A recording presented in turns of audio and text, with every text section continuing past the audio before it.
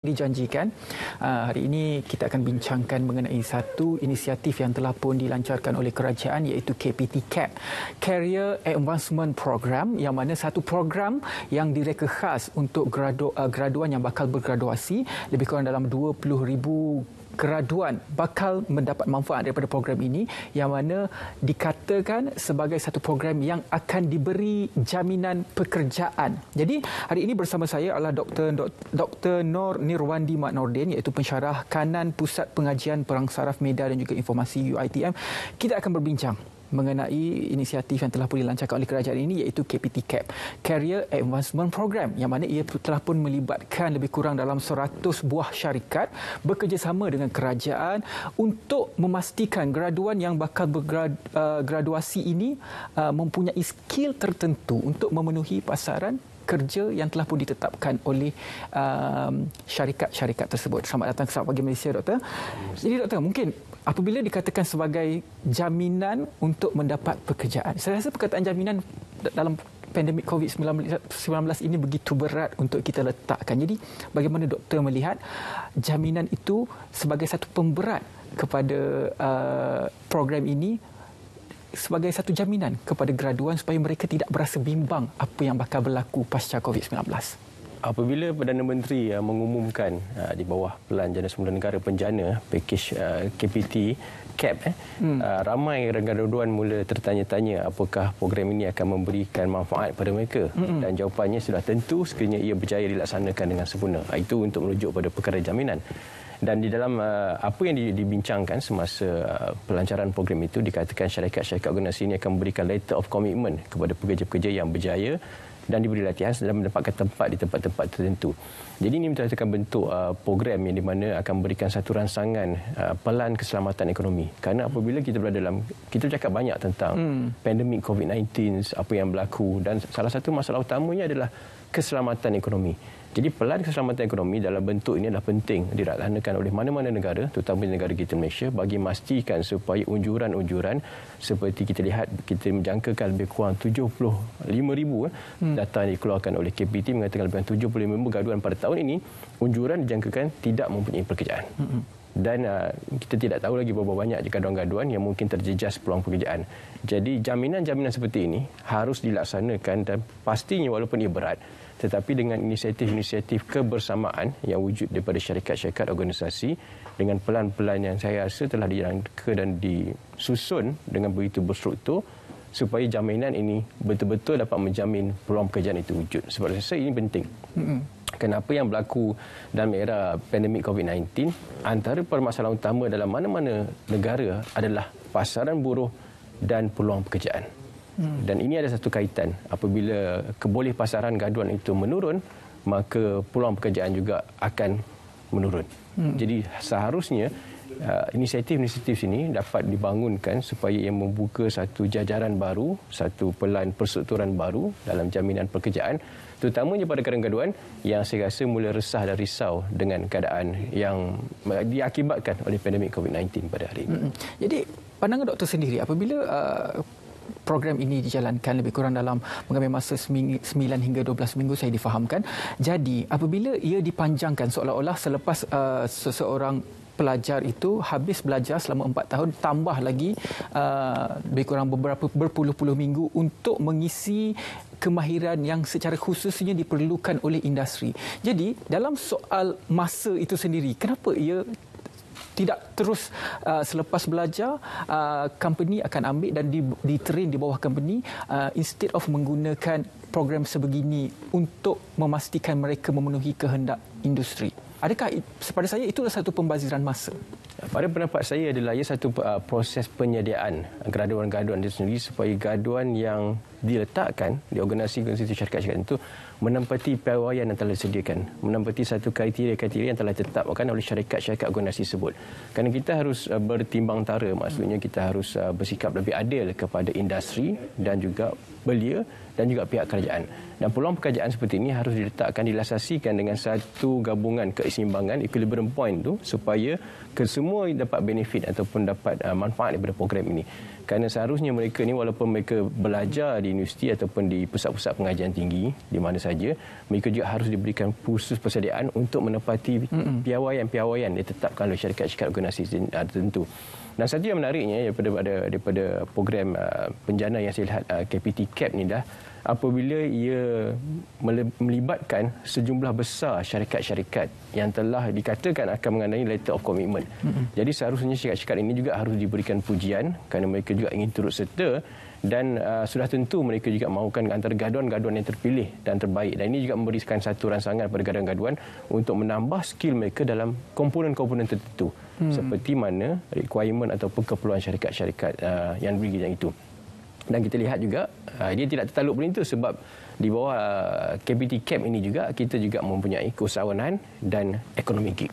Jadi saya rasa package itu ia adalah satu, walaupun ia bentuk singkat, tetapi pada masa hari ini segalanya harus dijalankan dengan pantas, compact dan memberikan manfaat secara praktikal. Kerana pengoperasian sesebuah syarikat itu bergantung kepada tahap praktikal, kemampuan yang ada pada pelanggan gaduan, pelajar-pelajar yang telah keluar dan untuk industri-industri tertentu. Antara dua perkara yang diutamakan dalam program ini adalah reskilling dan juga upskilling. Maksudnya kita reskill balik apa yang kita ada dan juga apa yang kita tak ada kita upskill kan.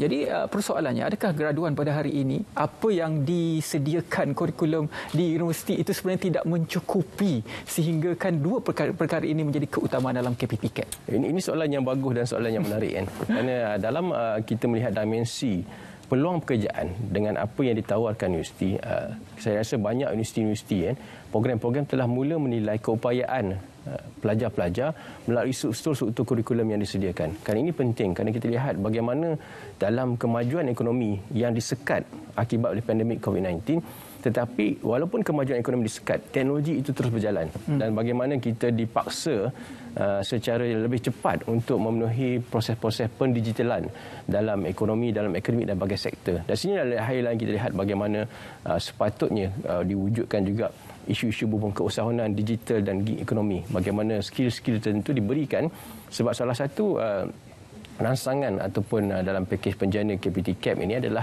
gig ekonomi, di mana kita lihat di luar negara kebanyakan walaupun dia melibatkan satu keselamatan ekonomi yang tidak begitu bagus, maksudnya mereka tidak mempunyai kerja tetap, tetapi di segi keselamatan pekerjaannya, mereka sekurang-kurangnya di luar negara telah banyak gig ekonomi berjalan secara rancak, di mana mereka mempunyai skill tertentu dan mereka boleh bekerja di kawasan-kawasan itu pada satu tempoh-tempoh masa, dan akhirnya mereka menjana penempatan hanya melalui gig ekonomi. Jadi berbalik pada struktur kurikulum ataupun perancangan-perancangan, saya rasa ini adalah satu inovasi-inovasi yang perlu dibangunkan dan diilhamkan. Sudah ada tetapi perlu diperkemaskan, kerana saya rasa practicality itu, pengoperasian terutamanya secara digital adalah satu requirement penting pada hari ini.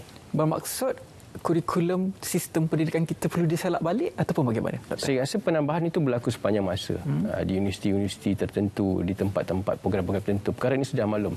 Malahan di kalangan pakar-pakar akademik telah membincangkan perkara ini. Di kalangan pelajar-pelajar pun mereka jadi digesa program-program keusahawanan dirancang, diletakkan. Cuma yang penting adalah supaya ia dilasasikan dengan lebih praktikal. Kerana kita harus ingat, teoretikal dan praktikal adalah dua benda yang berbeza. Dan apabila practicality ini diberikan supaya mereka dapat keluar, inilah di mana program penjana CAP ini mengisi tempat-tempat tertentu, kekosongan-kekosongan itu yang ada, supaya proses-proses menaikkan taraf skill-skill elemen-elemen itu dapat diperkemaskan di sini dan memenuhi keperluan industri. Kerana matching itu perlu, persamaan itu perlu. Bercerita tentang kemahiran secara betul-betul orang kata menjurus kepada keperluan industri itu dalam soal kepadanan pekerjaan. Maksudnya saya bergraduasi dalam bidang kejuruteraan, saya harus bekerja dalam bidang kejuruteraan. Pun begitu, kerana tidak ada peluang lain, saya harus melompat ke bidang lain. Jadi isu ini merupakan satu isu yang bukan sahaja baru tetapi sudah pun lama. Kerana menurut kajian Khazanah Research Institute, sebanyak 95% pekerja muda berada dalam kategori pekerjaan tidak berkemahiran dan 50% daripada jumlah itu didapati mempunyai kelayakan pendidikan yang lebih tinggi berbanding skop pekerjaan sementara itu. Jadi mengulas isu ketidakpadanan pekerjaan ini bagaimana? Adakah KPT CAP ini akan menjamin padannya apa yang dia belajar itu dengan pekerjaan yang akan dia dapat. Apabila kita berada dalam sesuatu krisis ekonomi, sudah tentu ujuran-ujuran perkhidmatan peluang pekerjaan itu juga akan menurun. Dan ini menghadkan peluang-peluang pekerjaan dalam sektor-sektor dimensi tertentu. Jadi apabila ini berlaku, maka satu penimbal balik perlu dilaksanakan. Jadi KPT CAP ini memainkan peranan supaya akhirnya graduan-graduan yang berkemampuan dan punya skill-skill yang tertentu boleh dipadankan dengan industri-industri yang berkaitan. Ini saya nampak bagaimana kesinambungan ini perlu dilakukan. Dan dalam itu padanan pekerjaan, dalam keusahawanan, mungkin mereka yang punya elemen-elemen skill-skill tertentu, punya ilmu-ilmu tertentu boleh diletakkan dalam satu kategori yang boleh membolehkan mereka menjadi usahawan. Dan mereka yang mempunyai kemahiran khusus boleh letakkan dalam sektor ekonomi, gig ekonomi dan berjalan secara freelancer. Jadi saya rasa ini merupakan padanan-padanan di mana kita harus melihat bahawa sudah tentu apabila berlaku suatu krisis pandemik, keboleh pasaran buruh itu akan jatuh. Dan ini berlaku di seluruh dunia. Dan inilah juga kita memohon juga di samping program seperti KPT CAP, benda ini juga harus dilaraskan dengan agensi-agensi berkaitan kerajaan. Sebagai contoh PBT. Kerana saya rasa perlu disyorkan juga supaya PBT juga memudahkan proses keusahawanan itu berlaku, di mana mereka diberikan peluang untuk berniaga di kawasan-kawasan tertentu, di lot-lot tertentu dengan satu proses mekanisme yang boleh mudah, supaya inisiatif-inisiatif graduan-graduan ni yang telah diberikan skillnya mereka nak berniaga, mereka boleh dipermudahkan perniagaan itu. Dan ia memerlukan satu proses yang diselaraskan daripada agensi kerajaan, daripada agensi berkaitan kerajaan, khususnya PBT dan elemen-elemen lain. Cuma dalam KPT CAP ini tidak pernah disentuh soal contohnya gaji minimum ataupun gaji maksimum. Kebimbangan berlaku apabila adakah selepas diberi jaminan pekerjaan itu, gaji yang ditawarkan itu berpadanan dengan gaya hidup ataupun kos sara hidup pasca COVID-19. Satu pemikiran kritikal apabila kita membincangkan sektor ekonomi adalah kita akan bercakap tentang gaji. Tetapi perkara yang mustahak juga adalah tentang elemen pengurusan kewangan itu harus berlaku. Kerana kita lihat bagaimana penjanaan ini melihat pelbagai dimensi, tetapi dari segi pengurusan kewangan itu juga harus dilaksanakan supaya graduan yang bekerja itu harus juga diberikan pendedahan di peringkat latihan itu, bagaimana pengurusan kewangan itu boleh berlaku dengan lebih sempurna supaya secara amnya apabila mereka berada di situ juga diletakkan modul-modul berkaitan dengan kebersamaan, community value, ekonomi perancangan, ekonomi perbelanjaan mereka secara asas, supaya akhirnya apabila penawaran gaji itu berlaku dalam satu range ataupun satu skala tertentu, maka mereka boleh menilai keupayaan kewangan kendiri mereka supaya pengawalan kendiri itu boleh berlaku. Dan salah satu faktor yang mengakibatkan isu-isu yang permasalahan hubungan ekonomi adalah kegagalan mengawasi pengurusan kewangan. Jadi ini harus diselaraskan kerana kita tidak tahu skala gaji itu, bergantung pada industri tertentu, tapi saya rasa ia harus juga dipadankan dengan bagaimana untuk memastikan sekurang-kurangnya mereka bersedia untuk mengatasi perbelanjaan, menguruskan belanja kewangan dengan gaji yang telah diterima, kerana gaji inilah satu benda yang bersifat subjektif dan juga kadang-kadang dia sensitif sebab dia bergantung kepada orang. Cuma kalau kita melihat juga dari segi pendidikan keuangan kita, dari segi penyediaan daripada pihak kerajaan ada AKPK, anda sebenarnya boleh berhubung terus dengan AKPK untuk mendapatkan khidmat pengurusan keuangan tersebut. Jadi kita keluar sikit daripada topik graduan yang akan bergraduasi. Jadi dalam soal industri di Malaysia, 100 syarikat dalam KPT CAP ini bekerjasama dengan kerajaan untuk memastikan jaminan kerja terhadap graduan. Tetapi banyak lagi syarikat sebenarnya terkesan dengan COVID-19 dan akhirnya membuang pekerjaan, dan juga graduan yang telah bergraduasi dan bekerja ada yang telah pun dibuang. Jadi bagaimana untuk kita seimbangkan peluang pekerjaan ini di antara graduan yang bakal bergraduasi dengan yang sedia ada ini biar dikekal di situ? Dalam penstrukturan semula peluang pekerjaan dalam negara, maka pakar-pakar ekonomi seperti yang kita telah lihat bagaimana kita mewujudkan penjana KPT CAP, kita mempunyai subsidi upah, skim upah yang dibayar sebanyak 600 kepada pekerja-pekerja yang diupah syarikat, dan isu-isu sistem pencukaian. Saya beri satu contoh bagaimana pernah dibincangkan dulu, bagaimana contohnya kawasan-kawasan atau ruang-ruang pekerjaan yang tinggal oleh pekerja asing. Maka perlulah supaya sekurang-kurangnya sistem pencukaian itu mempunyai dua sistem pekerjaan. Satu daripada sebuah syarikat, satu daripada kerajaan. Sama juga dengan graduan yang bekerja. Contohnya graduan yang bekerja di bawah KPT CAP mempunyai satu gaji daripada organisasi, satu gaji daripada pihak kerajaan. Supaya ini merangsang peluang pekerjaan itu, khususnya kawasan-kawasan yang ditinggalkan oleh warga-warga asing, kawasan-kawasan yang tidak digemari oleh pekerja-pekerja, industri-industri yang tidak digemari oleh mereka yang bergraduan atau mereka yang telah dibuangkan pekerjaan.